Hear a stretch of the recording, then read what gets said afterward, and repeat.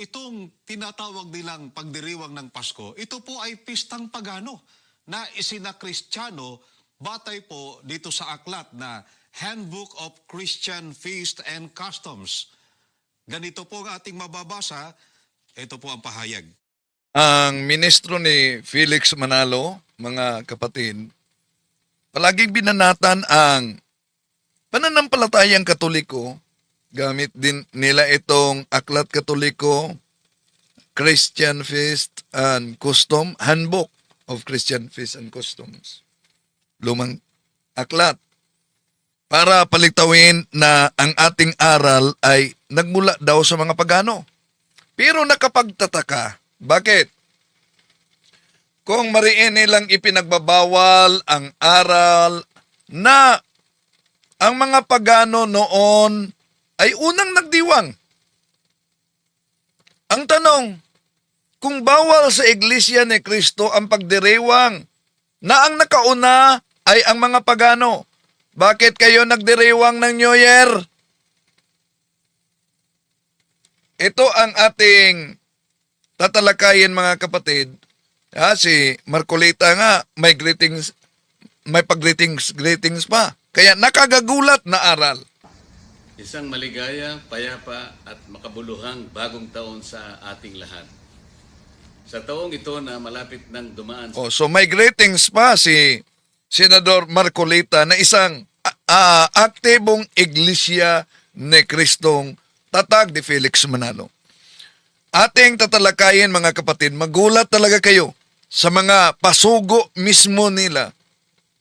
Nagkukontrahan, nagsusuwagan yung banat nila kaugnay sa Pasko ng Simbahang Katoliko na ipinagdiwang natin. Samahan ninyo ako.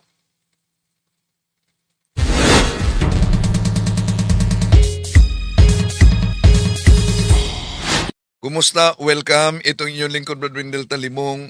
Muling makasama ninyo at inaanyayahan namin kayo na kung maari, isubscribe ninyo ang Factbusters PH kay Kabornok dahil alam nyong nahakyan. Ang una, binura ng hacker, may bago, nasa link natin. No? At pangalawa nating channel, nasa link din natin. At inaaniyahan natin ang ating mga suking taga-subaybay, huwag kalimutang pindutin ang like sa ating live at huwag din kalimutang mag-subscribe kung bago ka lang. At pindutin ang bell button para updated kayo, mag-comment at i-share ninyo. Mga kapatid, may mga nagkomento dito na sabi nila, ang INC lang talaga ang kaya mo, Mr. Talibong. Una, kung yun ang argumento ninyo, alam niyo naman na sa harapang debate, hindi lang INC ang kaharap natin, pati na ang Islam, di ba? Pero bakit po ba, mga kapatid, na kadalasan sinagot natin ang INC dahil mula pa noong naitatag sila ni Felix Manalo, Katoliko na ang binanata nila. Sinagot lang natin ang banat nila. Walang personalan. Di tayo tulad sa mga miyembro nila na grabe talaga. Pag sasagot, namimersonal talaga. Bakit? Dahil kung tingnan natin ang kanilang pamimersonal, ang layunin lang daw umano, mga kapatid, sa ating pagsagot, palpak at para lang tayo'y sumikat. Iyon ang sabi ng mga revealers. Parang ganito lang din yan. Willing sumikat kahit sa kapalpakang paraan ng pagtatanggol tungkol sa pananampalatayang Katoliko. So, iyon ang ad hominem nila. Very ad hominem. Dahil ako ang inaatasan ngayon na magtalakay nito sa punto por punto, mga kapatid. Muli nating sasagutin ang banat ng mga kaibayo natin sa pananampalataya. Lalo na ang INC na ang pagdiriwang natin daw sa Pasko ay sa pagano. Gamit pa nila ang mga aklat Katoliko. Pero sinagot natin sila. Ngunit kung sisilipin natin yung grupo ng The Revealers, grabe ang kanilang banat dahil ad hominem talaga. Ang dahilan daw sa pagsagot natin, dahil palpak ang ating pagtatanggol at gusto lamang sumikat. Parang ganito lang din yan. Willing sumikat kahit sa kapalpakang paraan ng pagtatanggol tungkol sa pananampalatayang Katoliko. Yun, willing daw sumikat para lang sa paraang pagtanggol na palpak naman. Ibig ba sabihin, dahil sa palpak nilang presentation na sa pagano ang Christmas, kung ibalik natin, ibig ba sabihin, willing silang sumikat? Gamit nila, mga mahal na kapatid, itong lumang aklat, Handbook of Christian Feast and Customs. Pag Disyembre, pagdiriwang ng Pasko, yun talaga ang kanilang banat sa social media, sa telebisyon, at sa radyo. Itong tinatawag nilang pagdiriwang ng Pasko, ito po ay pistang pagano na isinakristyano batay po dito sa aklat na Handbook of Christian Feast and Customs. Ganito po ang ating mababasa, ito po ang pahayag.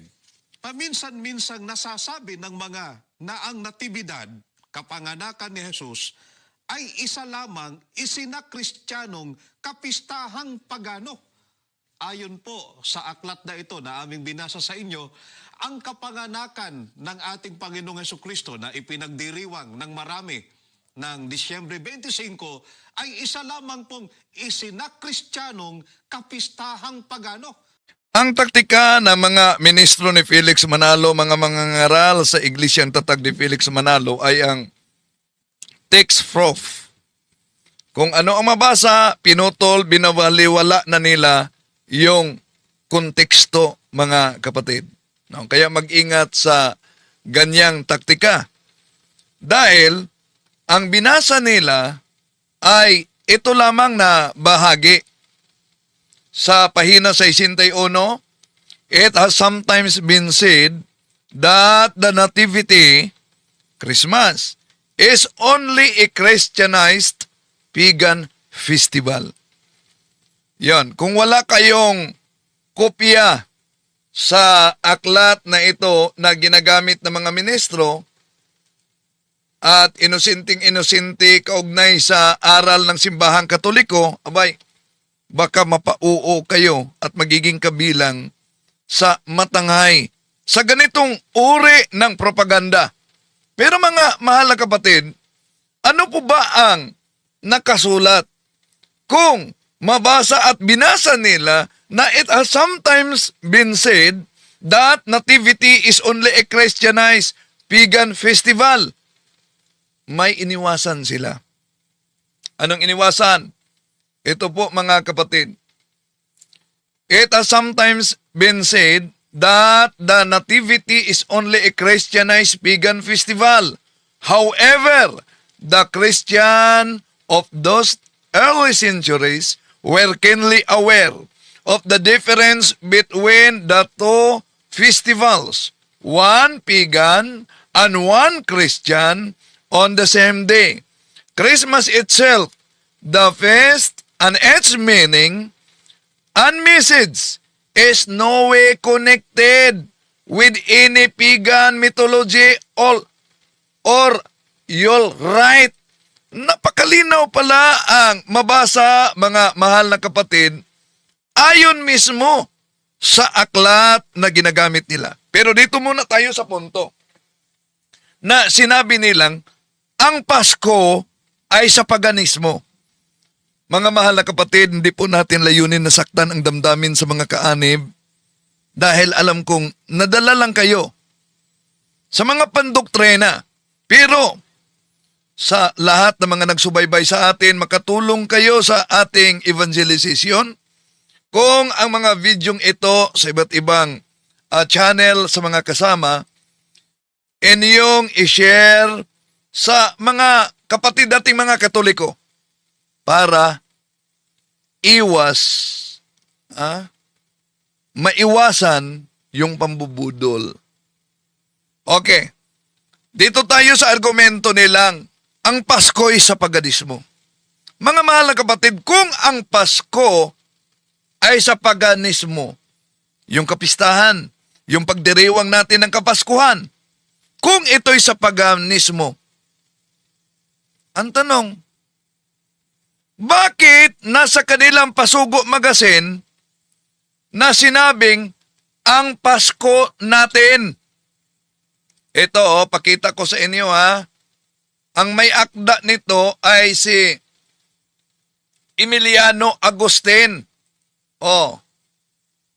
Ang Pasko natin, tula ni kapatid na Emiliano Agustin.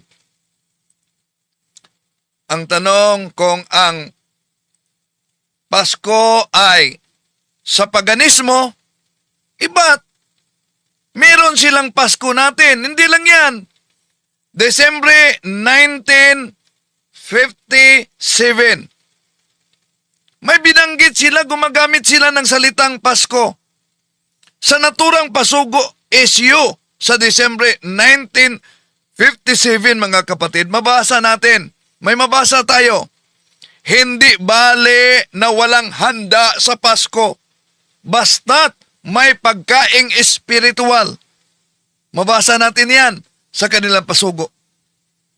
So, ibig ba sabihin, ginagamit nila ang salitang Pasko bilang normal na tawag sa kapistahan sa kapanganakan ng ating Panginoon Jesucristo? So, di ba, eksaktong kabaliktaran ng sinabi nila na ang Pasko ay mula sa pagano. Kung ginamit nila ang salitang Pasko sa kanilang Pasugo Magazine.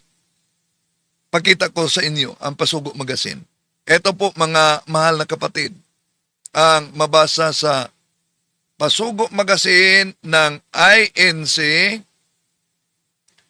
Desembre 1957, sa pahina 28, isinulat ni Emiliano I. Agustin. Ang diwa ng Pasko ay kapangyarihan ng mundong naglunoy sa lusak ng buhay. Mabuting balita sa kinalulugdan, pagsilang ni Jesus sa abang sabsaban. Ose, ginamit nila ang salitang Pasko sa kanilang Pasugo, Desembre 1957, mga kapatid. Bakit mahalaga ito na ipakita natin sa inyo?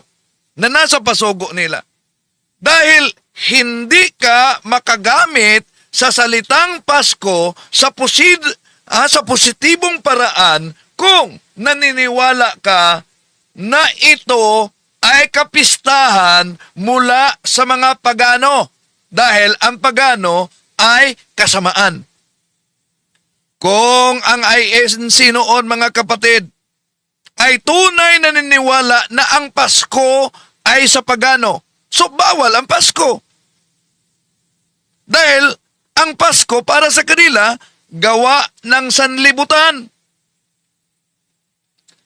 Hindi sila gagamit sana ng salitang Pasko na nakasulat sa kanilang pahayagan, yung Pasugo Magazine. Lalo na sa paraan na may positibong tono. O, balikan natin ha. Di ba positibong tono ang makita dito? O, ang diwa ng Pasko ay kapangyarihan. Ang mundong naglunoy sa lusak ng buhay. Mabuting balita. Sa kinalulugdan, pagsilang ni Jesus sa abang sabsaban. Napakalinaw, nasa Pasugo Magazine nila yan. Kailan? 1957. So, napakalinaw, 1957. Hindi nila tinatawag na sa pagano ang Pasko. 1957, tinatanggap nila ang Pasko bilang pagdiriwang. Ginagamit nila ang salitang Pasko, nakasulat sa kanilang pasugo magasin, katulad sa ibang mga Kristiyano, mga kapatid. Kung para sa Iglesia ni Kristong Tatag ni Felix Manalo, ang Pasko ay sa pagano. Ang tanong, bakit sa pasugo Disyembre 1952 sa pahina 64 ginagamit nila ang salita nakasulat sa kanilang pasugo, Paskong Kristiyano? O eto, napakita ko na sa inyo yan, pero eto, balik natin. Tingnan ninyo. Ang Pasko ng Kristiyano, kung may aginaldong dapat tanggapin, ito ay si Kristong sumilang sa bilin. Napakalinaw, mga mahal na kapatid. Meron silang nakasulat na ang Paskong Kristiyano. Bakit? Dahil noong 1952, hindi pa tinuturuan ng Iglesia ni Kristong kay Felix Manalo ang kasalukuyan nilang doktrina, mga kapatid, na paganong kapistahan ang Pasko. Ibig sabihin, nagbago ang aral ng Iglesia ni Manalo paglipas ng mga panahon. At ang ebidensya, sila mismo sa pasugo ang gumagamit sa salitang Paskong Kristiyano na nangangahulugang kinikilala nilang Kristiyano ang selebrasyon ng Pasko at hindi pagano. Ang pasugo 1952 ay tahasang gumagamit ng terminong Paskong Kristiyano. Ginagamit nila ito sa positibong paraan bilang kapistahan ng mga Kristiyano. So kung tunay na pagano ang Pasko ayon sa kanilang doktrina noon pa man, hindi na sana nila ito nakasulat, isinulat sa kanilang pasugo magasin, at hindi na sana nila ito tawaging Pasko ng Kristiyano. Tandaan ninyo, mga kapatid, ito'y challenge natin, lalo na sa The Revealers. Maghanap kayo ng pasugo mula sa 1914 o hanggang 1950 na nagsasabing paganong kapistahan ang Pasko. Ang doktrinang ito ay lumitaw lang, mga kapatid, pagkatapos sa 1960s. So kung kailan nagsimulang bawalin ng Iglesia ni Kristong Tatag ni Felix Manalo ang anumang pagdiriwang na direktang inuutos daw umano sa Biblia, bawal ipagdiwang ang Pasko. Kaya noong 1952, normal pa sa kanila ang pagsulat tungkol sa Paskong Kristiyano. Ibig sabihin, mismong ang Iglesia ni Kristong Tatag ni Felix Manalo ang napakita ng doktrinang pabago-bago. Kung Pasko ay sa pagano, bakit Kristiyano ang tawag nila? Bakit ito lumabas sa opisyal nilang magasin, ang Pasugo Magasin? Bakit wala silang tutol sa Pasko noon na sinulat nilang Paskong Kristiyano? Dahil hindi pa iyon aral nila sa taong iyon na ang Pasko ay Pasko ng mga pagano. Di lang yan. 1956 na Pasugo Magasin. Ito po ang ating mabasa, mga mahal na kapatid. 1956 sa pahina 10 ni Emiliano Agustin. Ang Pasko natin, sumilang si Jesus sa abang sabsaban. Tinubos tayo sa dilim ng buhay. Si Jesus ang ating Pasko, ang kapayapaang dapat matamo. See? Nasa kanilang pasugo. Diba? Nakakagulat. Bakit? Bakit may Pasko natin? sa pasugo Disyembre 1956, pahina 10, kung ang INC ay itinuturo na ang Pasko ay Pasko sa mga pagano. Ano ang sinabi sa pasugo 1956? Pahina 10, binabanggit, Pasko natin ang pagsilang ng ating Panginoong Hesukristo sa abang sabsaban. Ibig sabihin, kinikilala nila ang mismong kapanganakan ng ating Panginoong Hesukristo sa Pasko. Ano ang problema dito, mga kapatid? Alam nyo, ang malaking problema dito, kung pagano ang mismong paggamit sa salitang Pasko. Ulitin ko, malaking problema ito. Kung pagano ang paggamit sa salitang Pasko, bakit sa Pasugo Magazine 1956 nakasulat ang Pasko natin? Hindi nila pwedeng sabihing pagano ang salitang Pasko kung sila mismo ay gumagamit nito sa kanilang Pasugo Magazine upang ilarawan ang kapanganakan ng ating Panginoong Hesukristo. Kung pagano ang konsepto ng Pasko, mga kapatid, bakit tinatawag nilang Pasko natin? Aber, ang salitang Pasko natin ay nagpakitang hindi nila itinuturing masama noon ang paggamit sa salitang Pasko.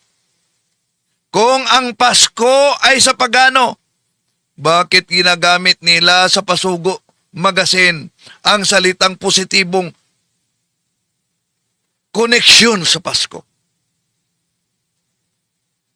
So, diyan pa lang, mga kapatid, makita na natin yung pagbabago sa posisyon ng Iglesia ni Cristo ni Felix Manalo na naging mas anti-Pasko na ngayon sa modernong panahon.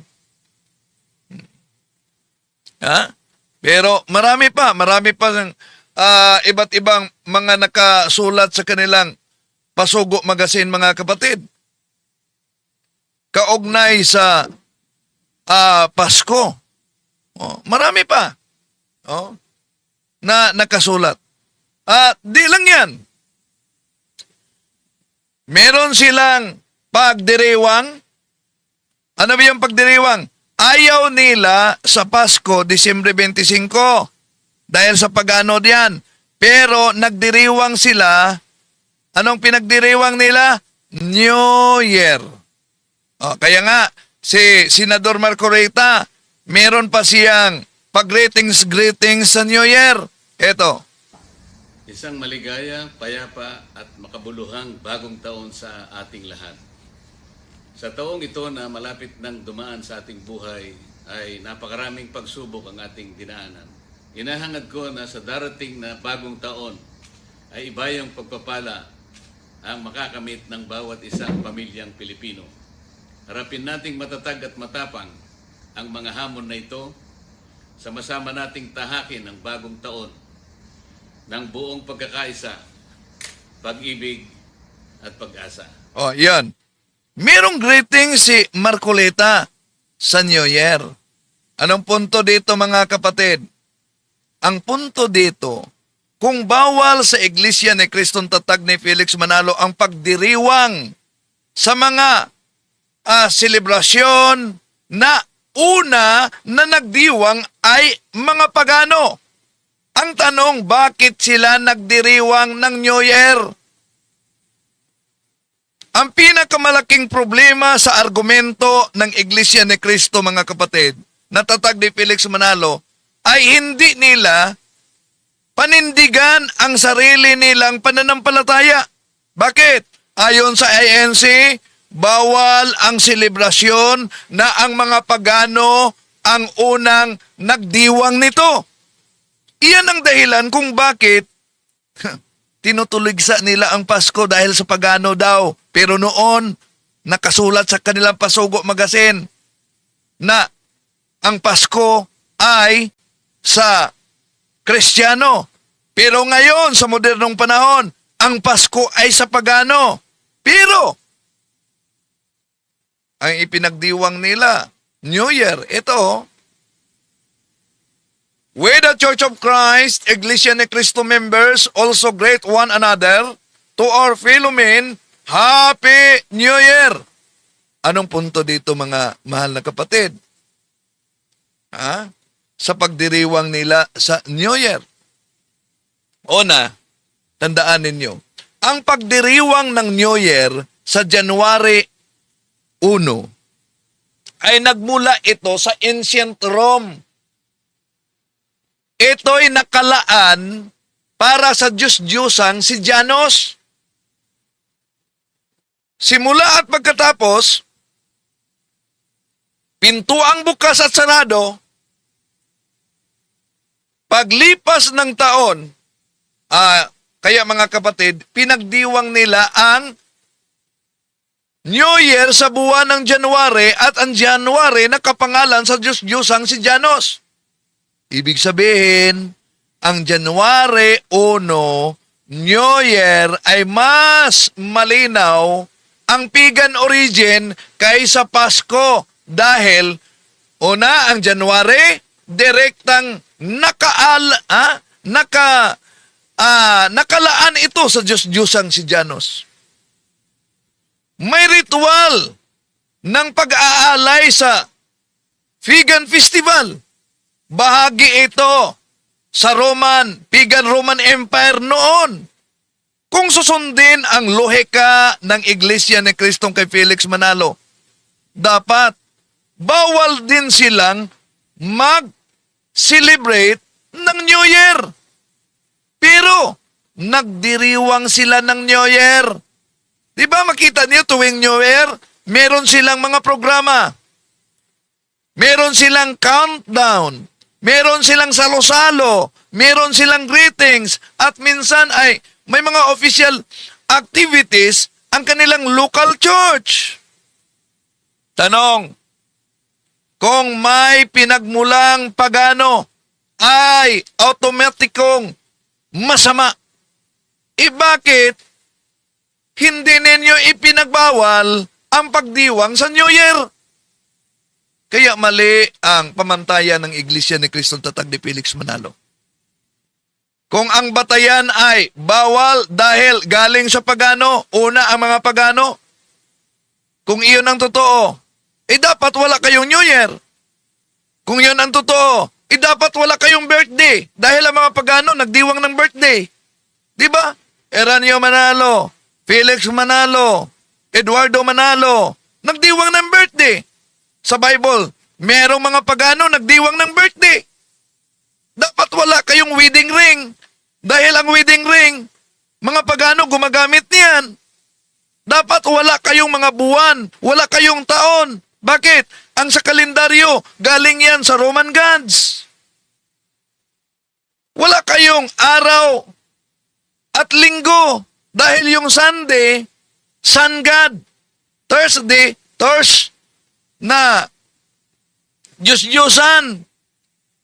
So, hindi nila iyon masunod mga kapatid. Diba? Sa kanilang aral, atin lang sinagot yung kanilang argumento.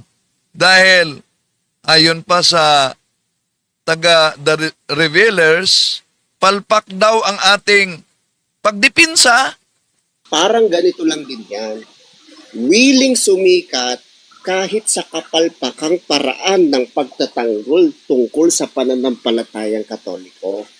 Ngayon, ibalik natin. Batay sa ating presentation, gamit ang kanilang pasugo, sino ngayon ang lilitaw na kapalpakan na aral? Di po natin layunin na saktan ang damdamin sa bawat isa, lalo na sa mga kaanib nila. Pero kung nasaktan man kayo, hingi ako ng kapatawaran. Pero sana, tiisin ninyo ang sakit dahil tulad sa isang sugat, kung ito'y gamutin sa napaka-epektibong gamot, maramdaman mo talaga ang hapdi at sakit. Pero sa likod niyan ay may kagalingan.